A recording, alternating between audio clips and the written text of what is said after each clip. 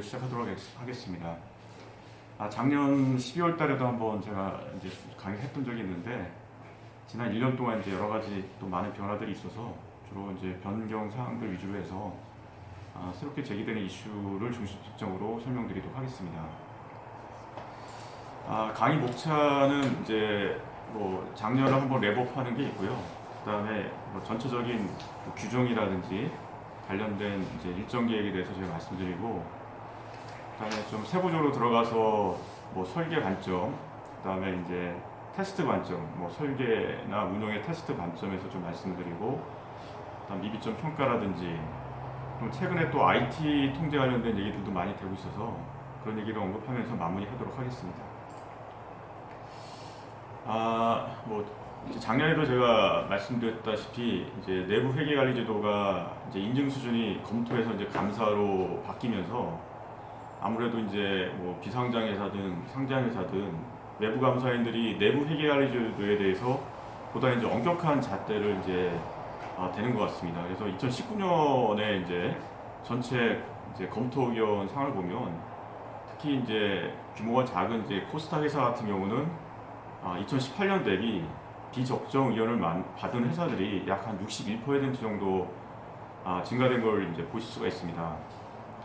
특히 이제 규모가 작은 회사일수록 이러한 이제 내부 통제 관련된 이제 뭐 여러 가지 문서라든지 이런 것들이 이제 불충분하다 보니까 감사인들이 일종의 뭐 범위 제한이죠. 범위 제한으로 좀 많이 부적정 의견을 낸 걸 볼 수가 있습니다. 그래서 하여튼 이러한 이제 엄격한 감사의 추세는 이 제도가 이제 계속 뭐 단계적으로 이제 시행이 되면서 좀 더 강화되는 추세로 이제 갈 거라는 걸 이제 여러분들이 아실 수 있을 겁니다. 특히 이제 2019년에 자산 2조 이상 상장사들이 먼저 이제 단계적으로 시행하는 첫 해였습니다.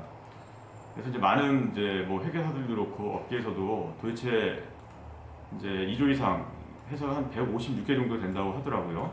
도대체 몇 개나 이제 부적정 의견을 받을까 이제 상당히 이제 궁금했었는데, 올해 이제 3월 말 끝나고 이제 통계를 내보니까 한 4개 정도 회사가 부적정 의견을 받았습니다. 당초 생각했던 것보다는 좀 적더라고요. 근데 여러 가지 많은 해석들이 있었어요. 네. 미국 같은 경우는 이제 보통 2004년에 처음 도입됐을 때 약 한 15% 정도가 부적정을 받았었는데, 우리나라는 이제 2.6%니까 혹자는 이제 외부 감사인이고 감사를 제대로 한 거야 이제 뭐 그런 얘기를 할 수도 있는데, 사실 미국 같은 경우는 이제 규모가 이제 어느 정도 이상, 예를 들어서 이제 우리나라 금액으로 환산하면 시가총액 한 뭐 800억, 900억 이상 되는 이제 중소형 대형 회사가 다 포함되는 숫자였습니다. 그러니까 아무래도 이제 작은 회사들도 많이 포함되어 있다 보니까 이제 16%였던 거고, 이제 우리나라 같은 경우는 이제 아무래도 큰 회사들이다 보니까 이제 회사에 뭐 리소스도 충분하고 아무래도 체계도 잡혀 있다 보니까 저희가 기대했던 것보다는 이제 부적정을 많이 받지는 않았습니다. 그렇지만 이제 올해 2020년에는 이제 5천억 이상이 시행이 되면 아무래도 좀 더 부적정 비율이 좀 높아지지 않을까라고들 다들 예상을 하는 것 같습니다. 부적정의 사유를 보면 주로 이제 회계 처리 관련된 오류들이었습니다. 이제 감사인들이 재무제표 감사를 하는 과정에서 중요한 회계 처리 이슈를 이제 찾아내서 그 수정 공개를 이제 끊고, 이제 그런 협의 과정에서 이런 것들이 회사가 스스로 이거를 자체적으로 이제 통제하지 못했다는 측면에서 이제 부적정을 건 그런 경우들이 이제 대부분이었습니다. 근데 이제 사실 그 안에 보면 여러 가지 이제 이슈들이 있던 회사들도 꽤 있어요. 예. 예를 들어서 몇 개 회사들 중에 있었는데, 그 중에 이 회사 같은 경우는 2019년 11월 달에 대표이사가 이제 부정 혐의로 검찰에 기소가 돼서 이제 구속이 됐습니다. 예. 감사인은 이제 3일이었었는데, 그래서 이 회사를 부적정을 줄 거냐 말 거냐 가지고 이제 많은 이제 논의가 있었다고 하더라고요. 예. 근데 이제 일단은 이제 그 미비점 자체는 이제 물론 정기 이전에 발생된 경영진의 부정이다 보니까 이 부분은 이제 부적정 이제 중요한 취약점이다. 그런데 다행히 이제 회사가 이제 감사위원회를 중심으로 해서 외부 전문가를 이제 고용을 했습니다. 그래서 일종의 요새 흔히 얘기하는 그 포렌직 어카운팅, 포렌직 조사를 시작을 해서 정확히 어떠한 이제 원인 때문에 이러한 이제 부정이 발생되느냐를 이제 조사를 했었고요. 그 외에도 뭐 여러 가지 윤리적인 측면에서 이제 노력을 많이 했습니다. 그리고 뭐 휘슬 블로우 시스템 같은 것도 이제 좀 보완도 하고, 그다음에 여러 가지 많은 대책들을 강구하면서 이제 중요한 취약점이긴 하지만 회사가 나름대로 레미데이션, 뭔가 개선 대책을 세워서 개선을 해서 다행히 이제 적정 의견으로 나가는 케이스도 있습니다. 그래서 이제 작년에도 제가 이 말씀을 드렸던 것 같은데, 당분간은 이제 아무래도 이제 부적정의 사유들이 주로 회계 처리 이제 수정에 관련된 부분일 것 같습니다. 이제 감사인에 의해서 이제 회계 처리 상의 이제 오류들이 감사인에 의해서 발견되어서 재무제표에 최종적으로 반영되는 경우입니다. 이게 이제 뭐 이런 경우에는 이제 내부 회계관리도 중요한 취약점의 이제 징후로 보는 것 같습니다. 네. 다음은 전사적 수준 통제에 대한 부분입니다. 사실은 이제 회사가 뭐 특별한 이슈가 없으면 전사적 수준 통제는 이제 영업체에서 하는 수준 정도로 해서 뭐 문서하고 그러면 되는데, 실제 이제 작년 사례들을 보니까 이제 이런 경우에 상당히 좀 이슈가 됩니다. 예를 들어서 이제 경영진이 이제 부정이 발생되는 경우, 그래서 뭐 검찰에 기소가 됐다라든지 이런 경우에는 외부 감사인들이 이 부분을 되게 심각하게 봅니다. 그래서 이제 일반적으로 첫 번째 디펜스 장치로 보는 게 지배기구, 예를 들어서 뭐 감사, 내부에 뭐 감사위원회가 됐던 이런 지배기구가 이 부분에 대해서 이제 효과적으로 대응을 하느냐, 이제 이런 것들을 되게 중요하게 보고요. 그다음 회사 내부에 뭐 윤리 프로그램 같은 게 제대로 이제 작동이 되느냐, 뭐 예를 들어서 휘슬블로 이런 내부 신고자 제도들이 잘 운영이 되느냐. 그래서 비록 이제 부정이 발생했다고 하더라도 이러한 이제 대응 체계에 따라서 이제 그 미비점을 좀 이제 경감시킬 수가 있는 거죠. 그래서 이제 연말까지 레미데이션이 돼서 개선이 돼서 이제 중요한 취약점에서 뭐 미비점으로 좀 완화됐다. 이제 이런 식으로 이제 해결하는 방법이 있습니다. 또 하나가 이제 외부 감사법에서 이제 요구하는 것들이 좀 있어요. 예를 들어서 가장 대표적인 게 이 내부 회계관리 지도가 실효성이 있으려면 기존의 성과지표 안에 이 내부 회계관리 지도 요소를 좀 넣어라. 근데 이게 이제 실무자들 얘기하는 게 아닙니다. 이게 뭐 이 제도의 가장 중요한 역할을 해야 되는 대표자, 그리고 또 내부 회계 관리자, 일종의 CFO죠. 이분들의 성과지표에 전체 중에서 뭐 예를 들어서 한 10포인트가 되든 5포인트가 되든 이 내부 회계 관리 제도를 이제 제대로 할 수 있는 그러한 이제 성과지표를 넣어서 관리를 해라. 이제 이런 것들이 이제 중요한 부분이 되고요. 그다음에 이제 재무제표 감사하면서 재무제표 왜곡 표시를 감사인에서 발견이 되었다. 근데 그러면 이제 앞에 그 2조 이상 되는 회사에서도 이제 이런 거를 많이 지적이 되는데, 이걸 각 프로세스 레벨에서 지적할 뿐만 아니라 좀 더 폭넓게 회사의 회계 정책이 좀 미비한 거 아니냐. 그 통제를 수행하는 이제 임직원의 전문성, 적절성이 부족해서 이제 발생된 거 아니냐. 이런 식으로 이제 볼 수가 있기 때문에 이제 전사적 수준 통제는 이런 부분을 좀 관리를 좀 잘 하셔야 됩니다. 예. 스코핑은 이제 어떻게 보면 그 프로세스 레벨에서 이제 중요한 부분인데, 첫 번째 중요한 포인트는 이 감사인이 생각하는 중요성 기준하고 좀 맞추셔야 됩니다. 그래서 이제 이런 걸 재구축할 때 이제 감사인하고 좀 질의를 해서 감사인이 생각하는 중요성이 뭐냐, 이제 이런 걸 좀 맞추는 게 중요하고요. 그 다음에 이제 또 감사인들이 많이 얘기하는 게, 특히 이제 작년, 올해 같은 경우는 이제 코비드-19, 19에 의해서 회사의 실적들이 이제 안 좋아지는데, 어떤 회사 같은 경우는 이제 중요성을 뭐 손익 기준으로 하면, 이제 매출 기준으로 하면 아무래도 중요성이 더 금액이 줄어들겠죠. 그렇게 보면 더 이제 촘촘한, 더 타이트한 이제 통제를 만들어야 되는 이제 그런 상황이 돼요. 근데 그러다 보니까 이제 뭐 만약 그걸 기준으로 삼으면 이제 또 가장 최근 재무제표를 가지고 또 다시 스코핑을 하라고 요구할 수도 있고, 그래서 이것도 사실 이제 중요성하고 관련된 얘기긴 한데, 그래도 회사의 중요성이 좀 안정적인 숫자를 기반으로 할 수 있는 뭐 자산, 아니면 자산과 매출의 뭐 평균, 아니면 자본, 자기 자본 뭐 이런 것들로 해야 되도록 이제 감사하고 좀 소비해야지 보다 좀 이제 안정적인 통제를 설계할 수 있습니다. 다음은 이제 OSP라는 얘기입니다. OSP가 뭐냐? Outsource Service Provider. 그러니까 우리 회사 일인데 이제 우리 회사 일이지만 우리 회사 업무를 이제 아웃소싱하는 경우에요. 뭐 급여를 아웃소싱해주거나 아웃소싱 이제 요청하거나 아니면 IT 시스템을 뭐 개발하고 유지 보수하는 거를 이제 다 하는 경우. 이게 이제 원래 우리 회사의 재무제표에 영향을 주는 이제 그런 업무들인데 단지 우리 회사 직원들이 하는 게 아니라 우리가 돈을 들여서 아웃소싱을 하는 거죠. 근데 이런 경우에도 이러한 부분들을 이제 회사의 통제에 넣어서 테스트를 하라는 겁니다.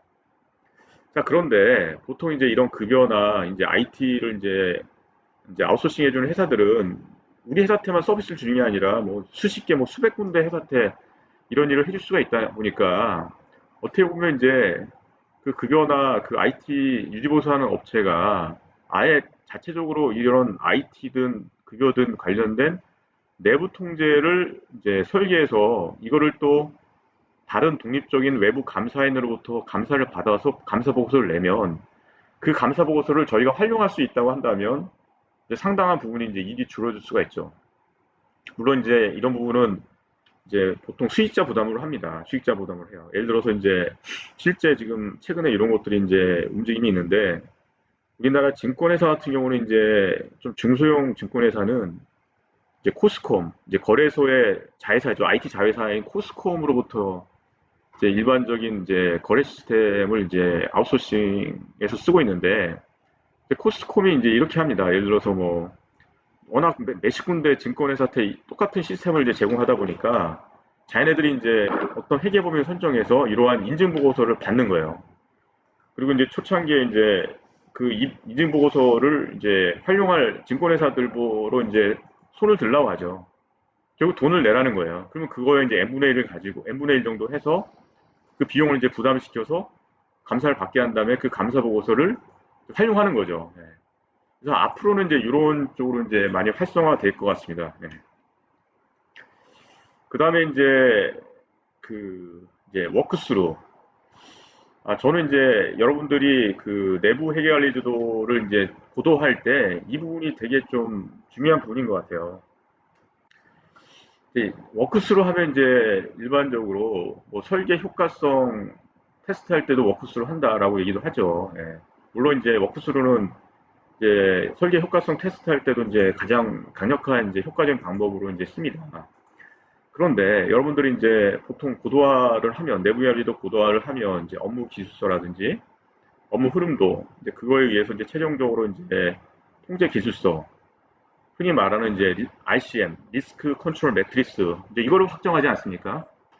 근데 이제 실제로 이제 감사인이 이제 이런 거에 대해서 어떤 요구를 하냐면 이런 업무 흐름도를 만들 때 워크스루를 해달라. 그게 뭐냐면 이제 그 업무의 처음부터 시작부터 이제 끝까지의 어떤 한 이의젠플을 딱 정해서 뭔가 이제 흘러갈 수 있도록 이제 조사하는 게 이제 워크스루고 여기 보면 이제 관련된 이제 실제 회사에서 수행하는 어떤 문서라든지 아니 시스템 화면을 캡처한다라든지 이런 걸 같이 붙이라는 거예요. 근데 이거는 이제 설계 효과성 테스트를 하는 측면보다는 회사의 업무를 처음부터 끝까지 다 이해하고 그 이해하면서 거기서 어떠한 리스크 포인트가 있고 그거를 대처하는 통제 포인트가 뭔지 이걸 찾기 위한 거거든요. 그래서 이 고도화할 때 이제 이게 약간 이제 악유 포인트입니다. 용역하는 회계법인은 이제 기존에 이런 걸 이제 증빙까지는 잘 만들지 않아요. 근데 이제 감사에는 이제 제대로 된 어떤 리스크 포인트를 잡고 그다음에 통제 포인트를 회사가 만든 걸 리뷰하려면 이 워크스루 증빙이 있어야 되거든요. 왜냐면 사람이 인터뷰한 것도 물론 자세하게 인터뷰하지만 실제로 증빙이나 문서를 보면 더 명확해질 수가 있거든요. 근데 이제 용역할 때 이런 거를 체계적으로 산출물로 안 남겨놓으면 나중에 감사인이 와서 이거 다 달라고 그러면 그럼 그때부터 회사는 이제 고생이 시작됩니다. 되게 힘듭니다. 이것 때문에 많이 싸워요. 그래서 이제 오늘 강의의 좀 중요한 포인트 중에 하나가 제가 다시 한번 강조드리지만 설계 효과성 할 때만 이걸 하라는 게 아니라 고도화할 때 업무 기술서나 업무 흐름도 통제 기술서를 만들 때 그 관련된 그 업무 흐름을 쫓아갈 때 관련된 이 워크스루를 하고 증빙을 어떤 레퍼런스 번호로 통제 번호로 이제 연결시켜서 찾아서 갖고 있으면 나중에 감사인이 와서 이제 어떤 챌린징을 할 때 그래도 되게 좀 수월하게 접근을 할 수가 있습니다. 그래서 이 부분은 특히 용역업체 할 때 반드시 이제 모든 업무에 대한 이제 증빙이나 이제 이런 이제 내용들을 트레이스할 수 있는 워크스루를 꼭 해라라고 요청을 하십시오. 예. 되게 중요한 포인트입니다. 예. 그리고 이제 그 결국 이제 워크스루를 하면서 어떤 리스크를 이제 찾아내고 그 리스크를 이제 대처할 수 있는 이제 통제를 찾아내는 건데 어떻게 보면 이제 리스크가 상당히 중요합니다. 리스크는 어떻게 보면 통제가 왜 필요하냐에 대한 질문이에요. 네. 근데 일반적으로 이제 이 리스크를 잘못 정의하는 경우가 상당히 많습니다. 가장 대표적인 게 바로 이제 컨트롤 페일리어로 정의하는 거예요. 이 사례를 보면 거래처의 정보가 적절한 승인을 득하지 아니하고 ERP상 기준 정보로 이제 등록 또는 변경될 위험. 여기 보면 적절한 승인을 득하지 아니하고 이거는 이제 어떻게 보면 이 리스크에 대한 답, 통제, 대처 방안인 통제를 여기 또 언급을 하는 거예요. 근데 이게 올바른 방법이 아닙니다. 왜냐하면 이제 리스크는 일반적으로 고유 위험, 통제를 생각하지 않은 고유 위험으로 정의를 해야 됩니다. 아래 사례를 보면 이제 거래처 정보가 임의로 추가, 변경, 삭제되어 매입 채무가 왜곡될 위험.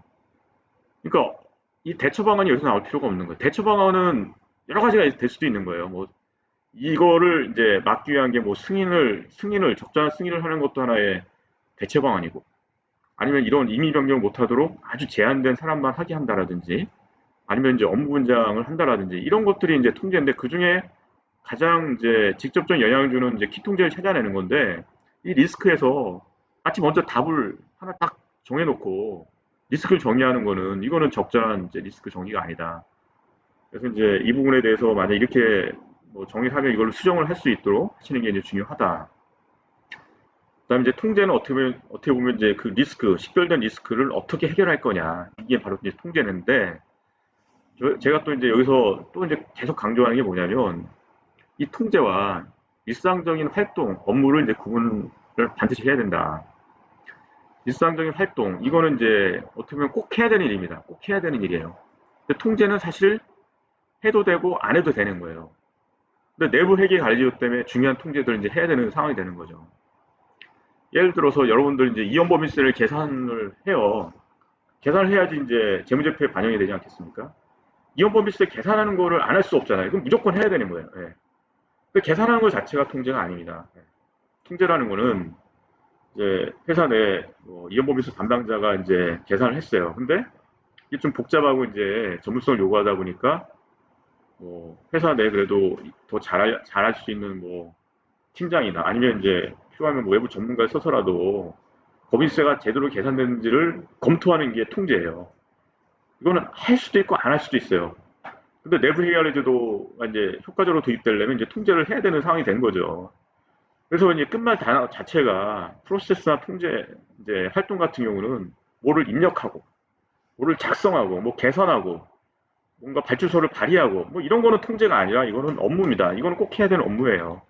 근데 통제라는 것은 그 업무에 기반해서 그 업무가 정말 정확하게 정당하게 처리되는지를 어쇼하기 위해서 다시 한번 이제 하는 거예요. 어떻게 보면 그래서 승인을 하거나 아니면 검토를 하거나 아니면 대사를 하거나 아예 시스템적으로 이제 막아버리거나 이런 것들이 이제 통제다. 그래서 이제 여러분들 그 ICM을 이제 고도할 때 이 통제와 통제가 아닌 부분을 이제 명확하게 구분을 할 줄 알아야 된다라는 것입니다. 예. 그리고 이제 통제가 뭐 예를 들어서 이제 한 150개가 선정이 됐어요. 근데 그 통제 중에서는 그 리스크를 대처하는 아주 핵심적인 통제가 있을 수 있고 그보다는 좀 프라이어티가 낮은 통제가 있을 수도 있어요. 근데 이제 그 핵심적인 중요한 통제 이 부분만 테스트하는 겁니다. 이 부분에 대해서만 뒤에 있는 설계와 운영 효과성을 테스트하는 겁니다. 그러다 보니까 그러면 우리가 정한 키 통제가 왜 키 통제로 선정했느냐에 대한 논리가 되게 중요합니다. 감사인이 걸 요구합니다. 왜냐하면 그것만 통제를 테스트하는 거니까 키 통제만 테스트하는 거니까. 그래서 고도할 때 이제 키 통제의 선정 논리를 어떤 논리를 만들어서 이제 다큐멘테이션을 하는 것이 되게 중요한 이제 포인트다라고 이제 말씀드릴 수 있습니다. 그다음에 이제 MRC는 이제 지난번 강의 때도 잠깐 이제 작년 때도 언급을 드렸는데 지금 이제 와서 보니까 2019년 이제 내부 혈리들도 부적정 의견을 이제 검토한 이제 부적정 의견 사례들을 보면 결국은 이제 이 MRC 관련된 거로 지적을 받는 겁니다. MRC가 뭐냐? 매니지먼트 리뷰 컨트롤인데 회사의 중요한 추정이나 판단을 요하는 회계 처리에 대해서는 또 정밀하게 검토를 해라라는 겁니다. 예. 왜냐? 이게 중요한 숫자들이거든요. 일반적으로 자산 손상, 재고자산 평가, 뭐 공정가치 평가, 뭐 매출 채권 충당금 설정, 뭐 이런 것들이 되게 중요한 회계 이슈거든요. 이거에 대해서 회사가 먼저 이 경영진이라 해서 경영진이 무슨 CFO 뭐 이것만을 의미하는 게 아니고 CFO가 할 수도 있지만 뭐 관리자 중간에 관리자가 할 수도 있고 아니면 이제 통제하는 사람이 되게 전문성 있는 사람이 할 수도 있고 미국에서 이제 가져온 용어다 보니까 매니지먼트 리뷰 컨트롤이라고 하는 겁니다. 근데 뭐 관리자 검토 통제라고 해도 돼요. 예. 그래서 이 부분에 대해서는 이제 보통 보니까 이제 한 회사당 한 5개 정도 많아봤자 5개 정도의 중요한 회계 처리 이슈가 있어요. 이제 그 부분에 대해서는 MRC를 이제 잘 만들어서 검토할 수 있는 이제 근거 자료를 만들어라. 이 부분을 이제 잘 관리해야 될 것 같아요. 예. 그 다음에 이제 IP가 이제 Information Produced by the Entity라는 건데요. 앞에 이제 그 MRC를 이제 어떤 관리자가 검토하는데 그 검토할 때 활용하는 정보입니다. 기업에서 생성한 정보예요. 근데 그 정보가 신뢰할 만하냐? 그 안에 있는 이제 여러 가지 숫자들이 막 계산되어 나오는데 그 로직이 적정하냐?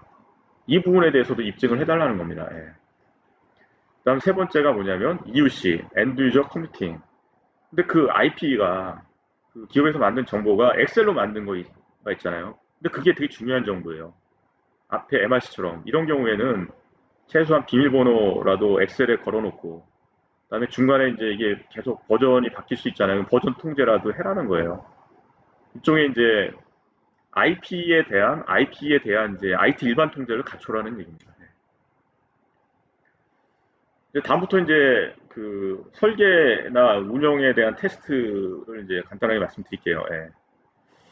이제 일반적으로 이제 통제 빈도가 중요합니다. 통제 빈도에 따라서 나중에 운영 테스트의 이제 표본수가 정해지거든요. 근데 약간 이제 실무적으로 헷갈리는 것만 제가 몇 가지 말씀드리면 이제 예를 들어서 이제 어떤 통제는 월 통제예요. 월 결산할 때 한 번 하는 통제예요. 그럼 보통 이제 12개의 모집단이 있습니다. 그러면 2개만 표본 테스트 하면 되거든요. 자, 그런데 그 월 통제가 예를 들어서 그 안에 보니까 월 단위로 하는 거는 한데 수십 건의 건을 이제 해야 돼요. 그럼 예를 들어서 이제 12개 중에서 2개를 샘플링 했습니다. 근데 2개 중에서 그 안에서도 또 샘플링을 하는 거예요. 근데 이거는 월 통제가 아니라는 겁니다. 왜냐면 샘플링은 안 되도록 돼 있어요. 네. 만약에 월 통제예요. 12개요. 그러면 2개 샘플링 했으면 2개에 대해서는 그 안에 있는 건 다 전수조사를 해야 되는 개념이거든요. 그럼 되게 비효율적이잖아요. 왜냐면 월에 만약에 검증해야 되는 게 20개라고 한다면 30개라고 한다면 30 곱하기 12개 하면 360개의 모집단이 있는 거예요. 이런 건 월 통제가 아니다. 차라리 이제 수시 통제로 보는 게 좋아요. 256건의 모집단이 이상인 경우에는 수시 통제로 보면 딱 25개만 테스트하면 돼요. 근데 만약에 원 통제로 한다면 그 안에 30건을 확인해야 된다고 하면 30 곱하기 2, 60개를 더 봐야 되는 거예요. 그래서 이제 설계 효과성 검증할 때 이 통제 빈도에 대해서 이런 사례가 나오면 이 부분은 이제 수시 통제로 해야지 여러분들 테스트 부담이 줄어든다. 그리고 이제 설계 효과성 부분은 이제 키 통제에 대해서만 하는 건데 이 부분에 대한 이제 문서화가 상당히 부담이 큽니다. 그래서 지금 현재 실무에서는 시계에서 이런 겁니다. 제3자가 보더라도 이해할 수 있도록 따라갈 수 있도록 충분하게 문서화를 해달라는 게 이제 요구사항입니다. 이것들은 이제 일반적으로는 이제 아무래도 좀 외부 전문가 용역 받을 때 전문가들로부터 이제 그 문서화의 수준에 대해서 좀 자문을 받고 하시는 게 좋을 것 같습니다. 그다음 이제 운영 효과성 테스트요. 운영 효과성 테스트는 이제 이제 여러분들이 이제 테스트 전략을 잘 세우셔야 돼요. 예. 1차 연도는 일반적으로 이렇게 하는 게 좋은 것 같아요. 1차 연도는 이제 1년을 대상으로 전체를 테스트해야 되는데, 이게 예를 들어서 1월부터 한 이제 9월이나 10월까지를 이제 모집단으로 보는 거예요. 그리고 그 안에서 예를 들어 수시 통제라고 한다면 이제 모집단이 250개 이상을 수시 통제라고 보거든요. 그럼 최소 25개를 테스트해야 돼요. 그러면 1월부터 예를 9월까지라고 한다면 9월까지를 그냥 25개를 다 해버리는 거예요. 근데 나머지 3개월이 남지 않습니까? 근데 처음에 1월부터 9월까지를 다 테스트한 다음에 효과적이라고 보면 나머지 이제 3개월은 사실은 6월 그 통제가 그러니까 효과적일 가능성이 상당히 높아요. 그러면 이제 큰 변동이 없었다는 뭐 질문이라든지 이런 식으로 해서 이제 테스트를 아예 9월까지 해서 다 끝내는 방법이 있고요. 1차 년도는 보통 이렇게밖에 안 돼요. 근데 2차 년도가 되면 예를 들어서 상반기, 하반기로 나누는 게 좋습니다.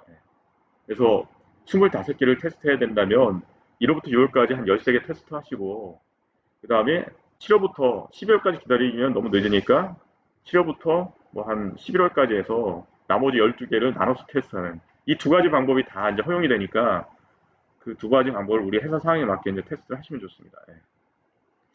그래서 이제 아까 말씀드렸던 1월부터 이제 9월까지를 대부분 다 테스트를 해버리고 나머지 잔여 테스트 실무에서는 그걸 이제 롤포워드 테스트라고 합니다. 롤포워드 테스트 할 때 근데 전제 조건이 있습니다. 1월부터 9월까지 했는데 전혀 이제 문제가 없고 효과적이다. 이런 경우에는 이제 단순한 질의를 통해서 우리 통제가 변하지 않았다는 것만 이제 어떤 근거로 제시만 하면 추가적인 테스트는 하지 않아도 된다. 이 부분을 잘 활용하시면 좋습니다. 그다음 운용 효과성에서 가장 이슈가 뭐냐면 이제 모집단입니다. 모집단. 모집단의 정확한 정의를 하는 게 중요하다. 일반적으로 많이 이제 실수하는 게 뭐냐면 승인 통제를 테스트해요. 승인 통제를.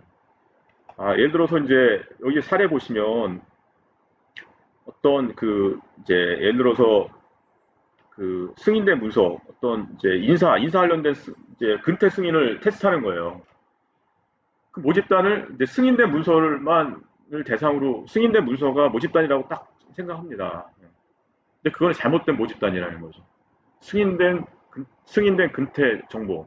이건 당연히 다 승인 받은 정보 가지고 테스트하는 게 무슨 의미가 있냐는 거죠. 그보다는 그 앞단계. 예를 들어서 이제 인사 변동 내역을 가져와서 정말 적절하게 승인을 받았느냐를 테스트하는 게 중요합니다. 그래서 모집단에 대한 이제 챌린징을 합니다. 만약에 모집단이 잘못된 걸 테스트하면 통제 효과성이 없다고 보는 거예요. 그래서 이제 감사가 되고 최근에 이제 감사인들이 이런 걸 이제 구별하기 시작하는 거예요. 이제 그래서 모집단에 대한 정확한 정의.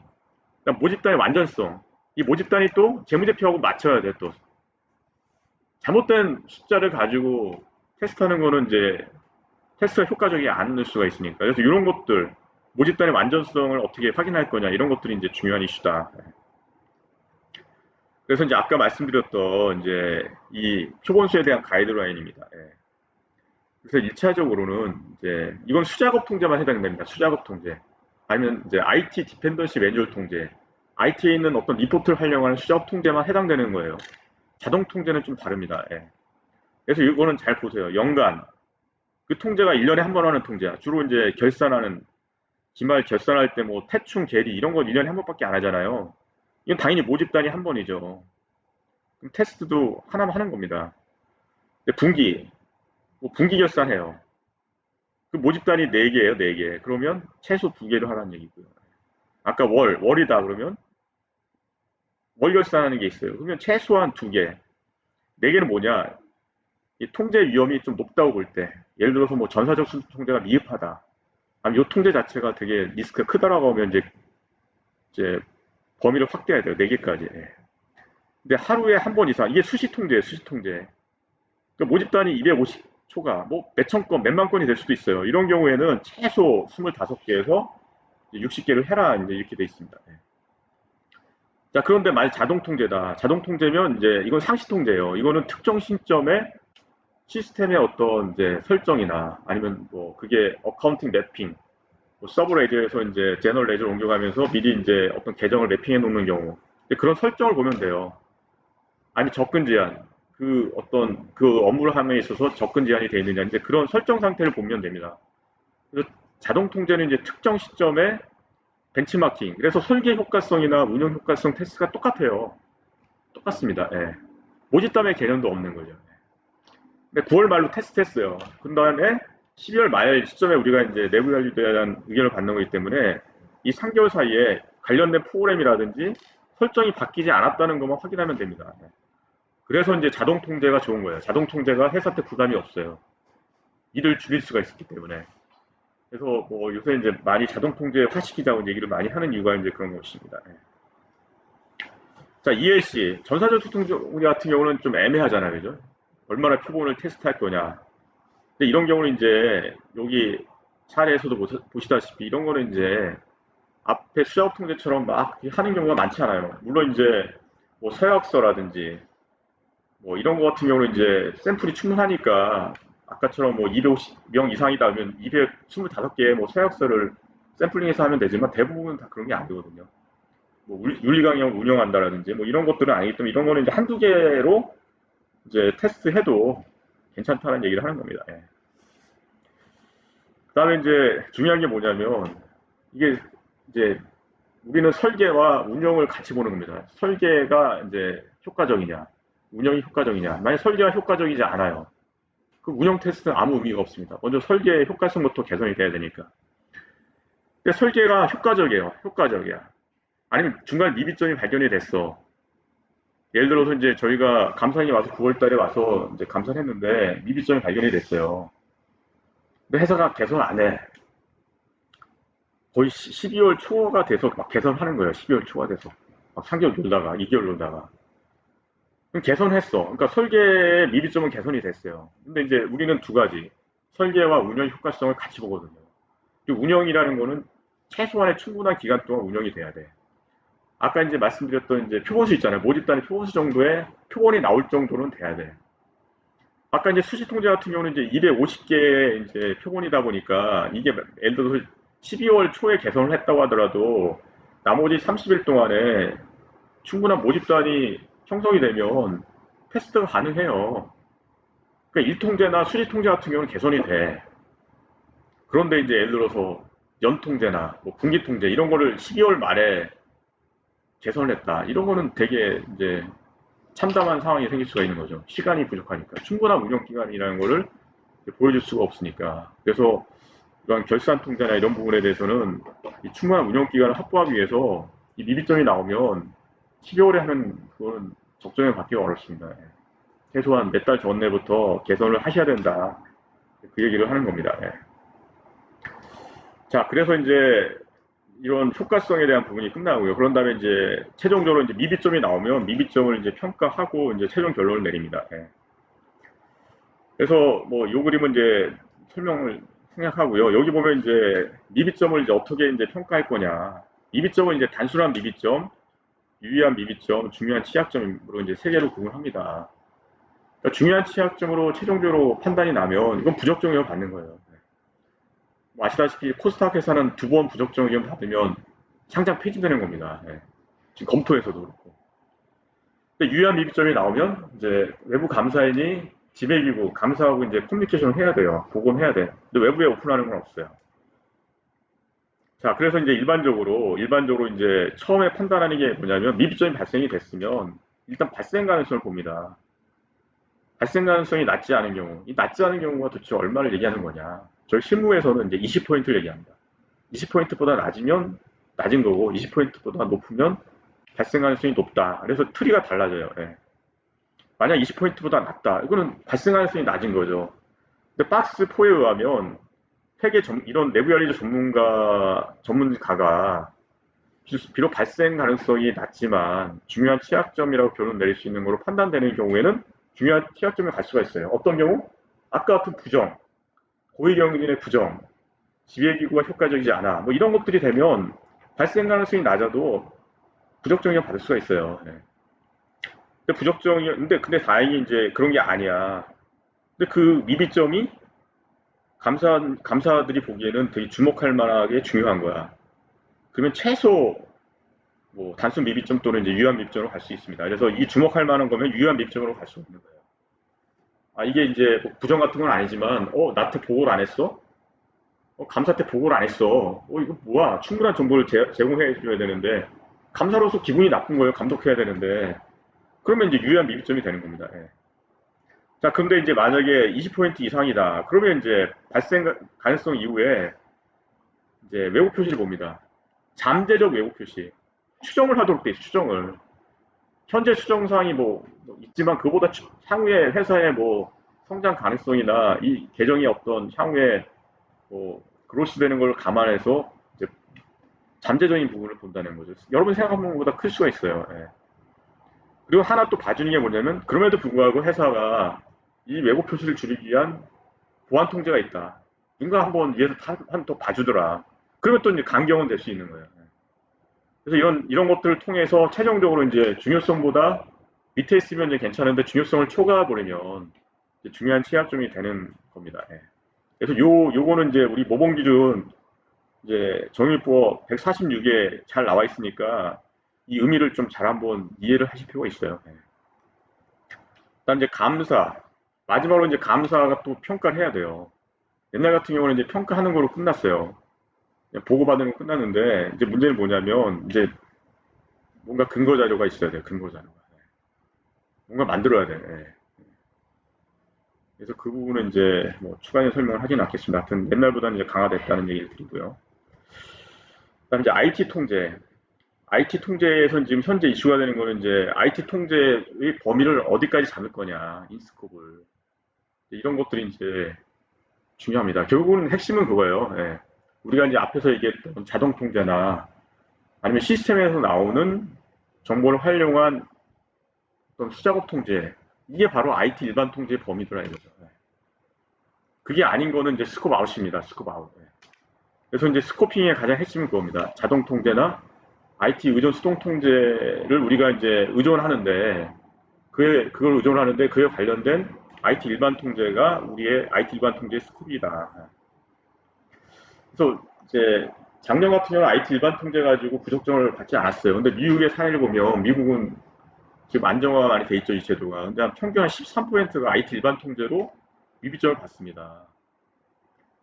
IT 일반 통제의 가장 핵심이 뭐냐면 IT 일반 통제가 미비하면 관련된 자동 통제도 IT 의존 수동 통제도 미비하다고 판단날 경우가 많습니다. 예. 예를 들어서 이제 IT 일반 통제에 어떤 프로그램 변경이 미흡해요. 그런데 자동 통제가 그런 프로그램에 관련된 어떤 이제 설정 통제예요. 프로그램에 관련된 통제예요. 프로그램화된 통제예요. 그러면 IT 일반 통제는 이제 어떻게 보면 약간 이제 좀 전사적인 간접적인 통제잖아요. 그리고 자동 통제는 아주 스페시픽한 통제예요. 그러면 전체 큰 울타리가 무너졌기 때문에 이게 특정 시점에 아까 자동 통제는 특정 시점에 벤치마킹 테스트 한다고 했는데 이거 자체가 유효하다고 볼 수가 없는 거예요. 그래서 IT 일반 통제가 이제 중요해집니다. 예, 미흡하면. 그래서 이제 IT 응용 통제가 미흡하면 1차적으로 뭘 봐야 되냐면 보안적인 IT 일반 통제가 혹시 있느냐. 상당히 보안 통제를 봐야 돼요. 그리고 두 번째로 IT 일반 통제하고 자동 통제가 관련이 없다는 걸 증명해 줘야 돼요. 비록 IT 일반 통제가 무너졌지만 우리가 쓰는 자동 통제는 관련이 없어. 예를 들어 더 좋은 프로그램을 쓰고 있으면 사람도 몇 명 없는데 더 좋은 프로그램에 관련된 보안이나 프로그램 변경이 별로 없어요. 그러니까 우리는 그 자동 통제도 우리가 건드린 게 아니고 그냥 우리는 사다 쓰는 거야. 그러니까 서로 무너질 일이 없어라는 거를 뭐 입증을 하면 돼요. 근데 그것도 안 돼. 그러면 아예 대체적인 수동 통제가 있어서 우리 숫자가 잘 만들어지고 있다는 걸 또 입증을 해줘야 돼요. 그래서 이제 저희가 보기에는 이제 앞으로 한 2, 3년 정도 지나면 아니 모릅니다. 뭐 내년부터든 이제 감사인들이 IT 일반 통제 가지고 많이 이제 괴롭힐 겁니다. 예. 그래서 이제 이 부분에 대한 수준을 이제 강화하실 필요가 있다. 그 말씀을 드립니다. 예. 그래서 이제 마지막으로 딱 정리를 하면 이제 지금 요 제도의 핵심은 결국 이제 회계 투명성을 하는 과정을 보여달라. 그래서 이제 외부 감사인이 책임하는 게 크게 5가지로 얘기할 수가 있어요. 첫 번째가 결국 회사의 재무제표 작성 능력을 강화해라. 외부 감사인에 의해서 수정사항이 이제 행위 아니라 발생되지 않도록 이제 해야 되는 게 중요하다. 앞으로 이제 정보기술 일반 통제를 되게 요구 많이 할 거다. 그거에 대해서 좀 준비를 해야 되고, 결국 이제 회사 내부적으로 회계 이런 복잡한 회계 처리, 공정가치 평가라든지 손상 검사 이런 부분에 대해서 이제 전문성을 요구한다. 그러면서 이제 관련된 경영진 검토 통제, 이제 실질적인 경영진 검토 통제가 이제 필요하다. 그리고 이제 그 검토 통제를 할 때 쓰는 정보에 대한 어떤 신뢰성 검증을 요구하고 있다. 그래서 이런 것들이 이제 앞으로 몇 년 동안 이제 감사인들이 계속 요구하는 이제 분야다라고 이제 이해하시면 될 것 같습니다. 뭐 중간에 이제 뭐 약간 이제 기술적인 문제로 인해서 이렇게 동영상으로 이제 제공해드림을 이제 양해드리고, 혹시 질문이나 이런 부분이 있으면 우리 IB센터를 통해서 질의해 주시면 제가 나중에 정리해서 종합적으로 답변 드리도록 하겠습니다. 예, 이상으로 강의를 마치도록 하겠습니다. 예, 감사합니다.